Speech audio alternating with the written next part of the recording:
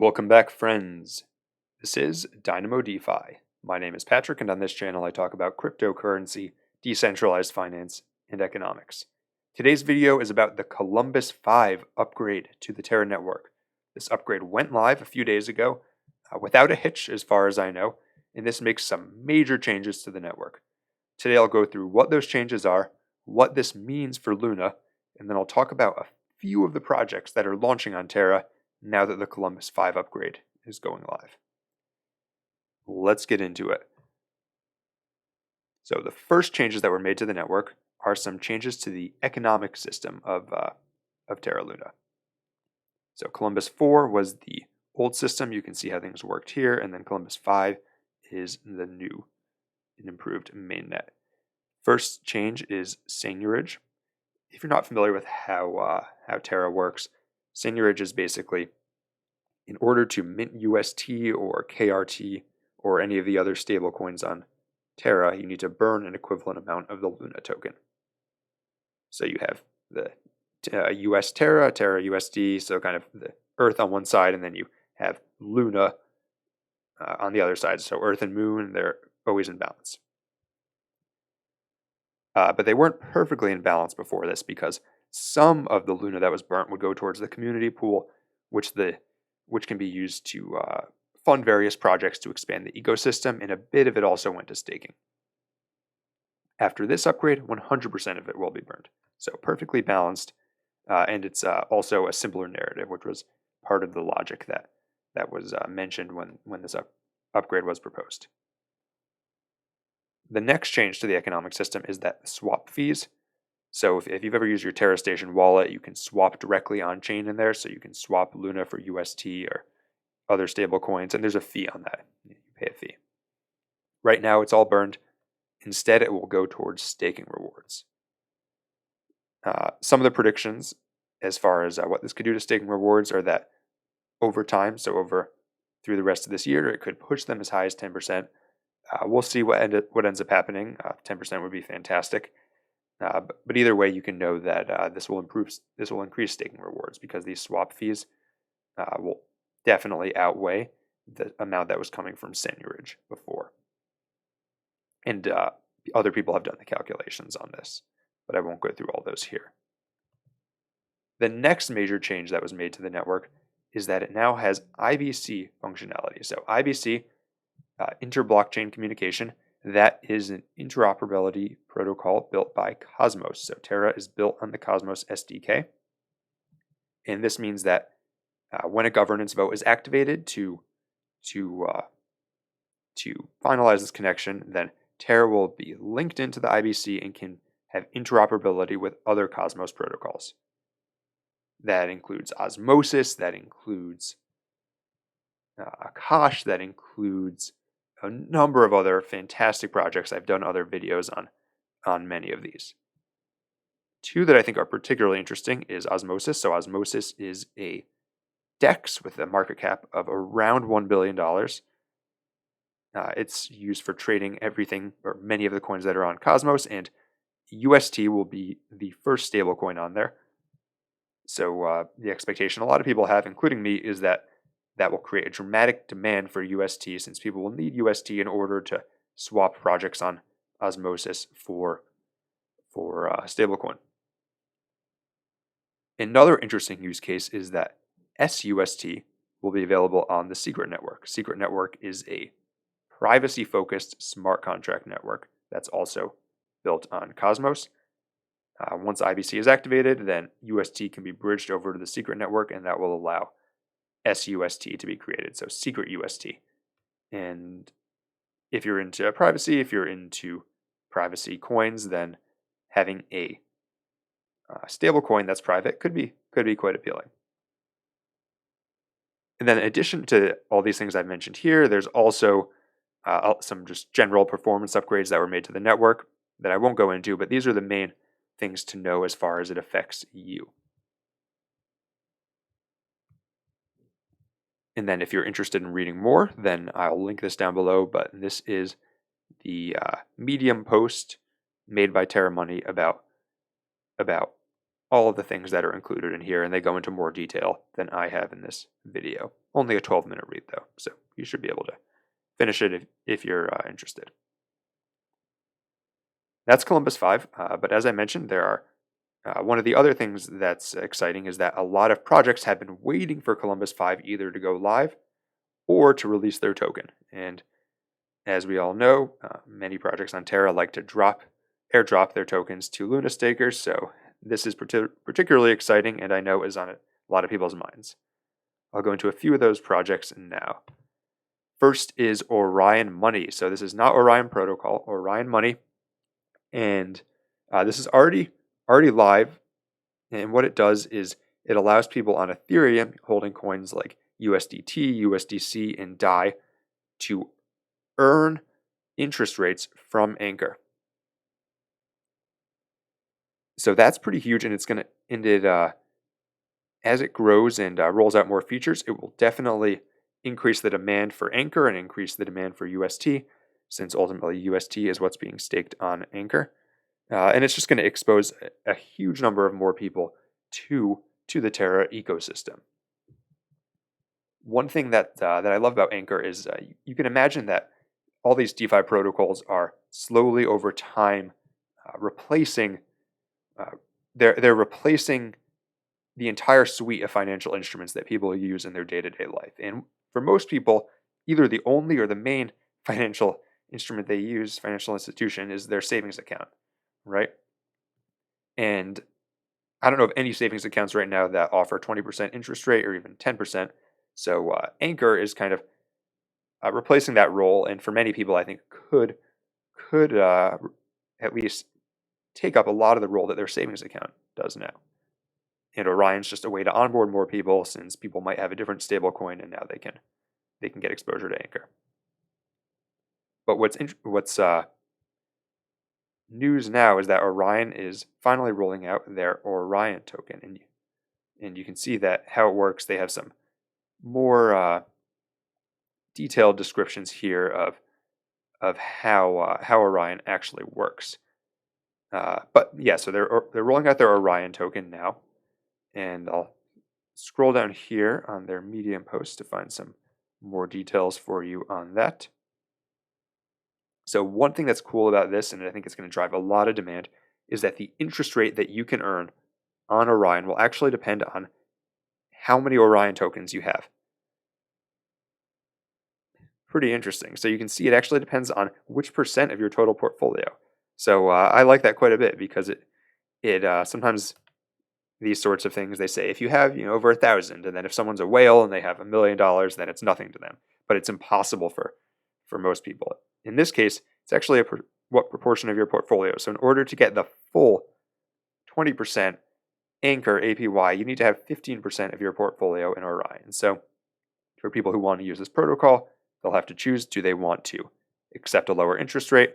Do they want to use Anchor directly, or do they want to buy some Orion tokens? Pretty neat use case, and they are definitely airdropping. I don't know where it is in this document, but they are definitely airdropping to Luna stakers. And as I've mentioned in another video, they also have their own validator, which they're giving a bonus airdrop to. I've heard that airdrop will be an additional 25%, but I haven't been able to find anything from Orion to corroborate that. That's a bit on Orion Money and their upcoming token. Moving on, next we have Mars Protocol. So this one is quite complicated, and I'll link this light paper down below, but it's quite technical. So be warned before going into it. But what Mars does in a nutshell is they're laser focused on money markets and lending. So whereas you could consider that Anchor is trying to take on a lot of the role of a savings account in a bank, and they do have lending as well, but Mars is all about money markets, borrowing money, lending, and they have some more complicated tools for doing that than just the simple collateralized borrowing that Anchor does. So let's go into a bit more detail. I won't go through everything here just because it's a lot, and like I said, it's quite technical. But so in addition to the normal collateralized loans that you're used to seeing on Anchor, for example, what they also do is they have what they're calling uncollateralized loans. And basically, it's whitelisted smart contracts that borrow assets from Mars liquidity pools without posting collateral. So this is a fancy way of basically saying leveraged yield farming. Yes, leveraged yield farming. Let's see if I can find that. So there's a lot of text here, but basically what this is pools such as Mir UST or Anchor UST. So protocols that Mars trusts, they know they're not going to rug or they know they're not going to behave poorly, can sign on to tap into the Mars money markets and then offer leverage yield farming. I think it's a bit misleading to call this uncollateralized because people can still be liquidated if the value of their what's it called, principal drops too low, and that's what collateral is, right? You know, if collateral is the thing you put up, that can be liquidated. But they're calling it uncollateralized because the collateral won't actually sit on Mars. It will sit on these protocols that are whitelisted to tap into their money markets. And they even say that somewhere in here that it's not really uncollateralized. Yeah, see, they're only uncollateralized in the sense that the collateral doesn't sit in the Mars liquidity pool. Still a cool use case if you're into leverage yield farming. Then this is pretty exciting because there's not really anything like that on Terra right now. I know some people all about leverage yield farming. Let's scroll down. And the other interesting thing they're doing is they have dynamic interest rates. So right now, not to get too much into economics, but you could think of interest rates as the price of money. So it's the price that borrowers are willing to pay to get a certain amount of money. And if there are too many lenders, so there's too much supply of money, then the price goes down. In the United States currently, we have interest rates that are near zero because just of the glut of money that the Federal Reserve has supplied to the market to lending. And that's how interest rates are normally set. They're set by supply and demand that way. What Mars is doing is that they are imagining interest rates as a lever to drive utilization of the platform. So they have this very complicated formula, it involves calculus. If you're into math, you may want to dive into this, but basically, rather than having the interest rate be set purely by supply and demand, there's other variables that will be incorporated into it, so that way it can drive growth of the platform and create an optimal utilization rate. However, that utilization rate is calculated. And they have, again, some diagrams here. Like I said, this is a more technical protocol, so I'm doing my best to describe it in simple terms. But feel free to dive in if you're interested. With that, let's get on to the tokenomics of Mars. So Mars is their token, so it's keeping with the space theme of Terra Luna. And what they're doing is kind of similar to Sushi X Sushi model, if you're familiar with that, where you can stake your Mars and in return receive X Mars. And X Mars will receive governance rights as well as a portion of protocol interest revenue. So they even say similar to SushiSwap's Sushi Bar contract. This seems to be a popular thing now, these X tokens. I'm not sure exactly why. And then they also, it says they hold insured protocol risk. So I guess that's your cost of getting these fees, of receiving these fees, is that you do have some protocol risk. That being said, I think this is quite neat. If you believe in the protocol, you can share in the future revenue. And then I won't go into the rest of this here, but there's a lot of detail if you're interested. They are doing an airdrop, so initial airdrop 5 million out of 100 million, so not a huge proportion of the tokens. They don't mention anything about ongoing airdrops either, unfortunately, but they do have most of the tokens delegated to the community, which people will be able to earn through staking incentives, liquidity mining, and other community building programs, whatever those are. So keep your eyes peeled for this. Finally, we have Prism. Prism Finance. This is a really interesting one. As far as I know, nothing like this exists in DeFi right now. Maybe something does, but if it does, I haven't heard of it. What Prism does is it enables users to split digital assets into yield and principal components, and then they say unleashing the next level of DeFi composability. What does this mean? What this means is when you have a token like Luna, for example, which has staking rewards, you can think of the Luna value. So as of the time I'm making this, the price of Luna is around $41.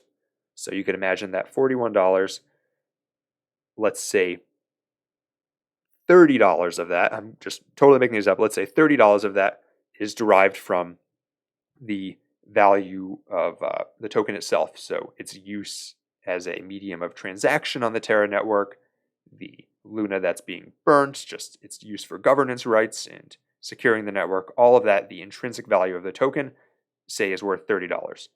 And then perhaps the other $11 of those $41 are the value of the yield. So the airdrops and the staking rewards that you receive for staking Luna. And then those two together, the $30 and the $11, would add up to the total $41 in value. Again, I don't know how the market would actually split that up, but it's just for the sake of discussion. What Prism does is it allows you to deposit your Luna, and eventually it will be other tokens as well.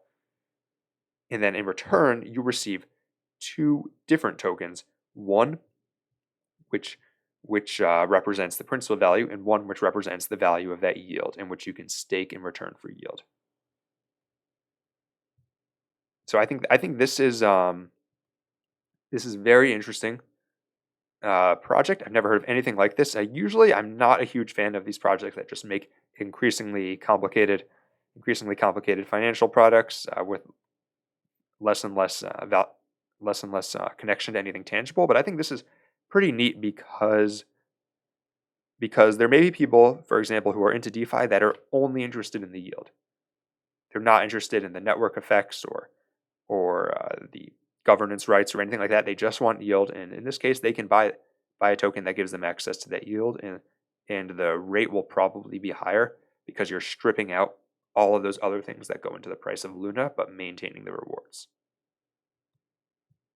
And then to quickly go through a few things in their light paper. Great aesthetics, by the way. I know some people don't like when I talk about the aesthetics of things on this channel, but I think it does matter as far as marketing and all of that. So let's see, they have a great chart on here. Here it is. So this is the chart that I'm looking for. Zoom in. So Prism, they're aptly named. In an actual prism, you can imagine light goes in and then gets split into multiple colors. Likewise here, a yield-bearing asset like Luna goes in and then gets split into the principal token and the yield token. So you would have P Luna and Y Luna. And then the P Luna can be used for things like governance rights, liquidity. As I said before, it's basically the token with the yield stripped away. Then the yield token you can actually stake on Prism, and you receive the staking rewards. I believe they've said that you'll be able to receive the airdrops as well. But yes, I know that's somewhere in this document. You'll be able to see the airdrops, but it will be converted to Prism and then sent to you.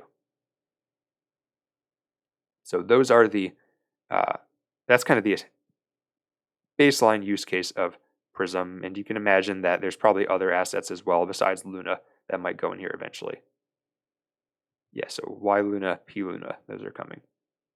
Probably there'll be some great opportunities, by the way, for providing liquidity between Y Luna and P Luna and all that. Of course, the value of these two should add up to one Luna.